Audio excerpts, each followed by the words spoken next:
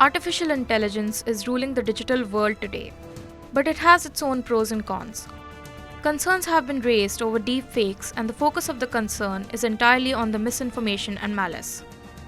These are basically concerned with the deepfake pornography and AI-generated photos like the deepfake video of Rashmika Mandanna, which triggered a series of controversies. Her photo was edited with her face superimposed on a Gujarati influencer's face. A few deepfake incidents like these spread on internet, like the explicit videos of Alia Bhatt or Kajol. These problems concerning technology are apparent and indisputable. One indistinct area of concern related to artificial intelligence is the danger it poses to the creatives. The problem of deepfakes has been felt through malicious acts alone. AI artists use tons of images to create a new image, and same with voice, which can be imitated to sound exactly the same like any other artist. We see the case of Rashmika Mandanna, whose face was edited without her consent. A case of voice deepfake can be seen in the case of late comedian George Carlin, whose estate settled a lawsuit with two American podcasters, Chad Kultgen and Will Sasso, who used a deepfake voice of George Carlin in one of their podcast episodes. The estate argued that regardless of anything, the things said by the deepfaked voice might not be what Carlin actually felt. Kultgen and Sasso ultimately agreed to take down the podcast episode and other versions of the podcast and never use Carlin's voice or photo again in any content they make hereafter. Reportedly, the normalization of these art forms has been done by an OTT platform when last year they released a short anime film which was partly generated with artificial intelligence.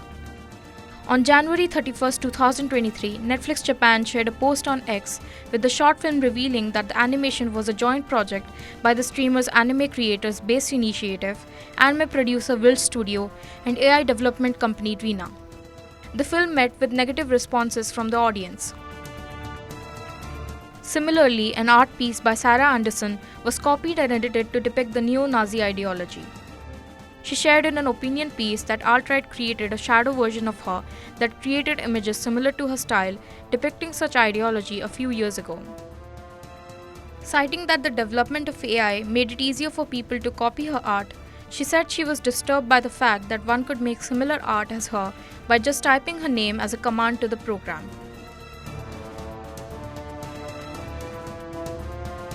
The music industry was hit by similar incidents where AI-generated artists took the stage like other musicians. In September last year, Nunori, an AI-generated influencer, signed a record deal with Warner Music. The Korean music industry also came out with a series of AI artist groups like Maeve and Eternity. Not to forget the deep-faked voice of late Sidhu Moosewala, which made a comeback in around 38 tracks, garnering tens of thousands of views. The family of Moosewala came up with an official statement saying that the AI tracks with Moosewala's deepfaked voice is doing more harm than good to his legacy. The statement read, "His talent was unmatched and we would like it to stay the same." Prominent artists like A.R. Rahman also chose to use AI technology in songs. Rahman faced criticism for using the deepfake voice of Bamba Bakia and Shahul Hamid for a song in Rajnikant's new movie, Lal Salim. Also, there have been mixed reactions to the deepfake audios created with Kishore Kumar, Mohammad Rafi, and KK's voice. Last week, around the time with George Carlin's settlement case, a number of music artists were battling for legal protection against AI. Nearly 200 popular artists, including Billie Eilish, J Balvin, Nicki Minaj, and the estates of Frank Sinatra and Bob Marley, signed an open letter asking AI developing countries to stop creating AI programs that could undermine the musicians and also to initiate measures to protect the work of human creatives against AIs. The ethical issues about AI and the rights of the creatives are becoming more apparent.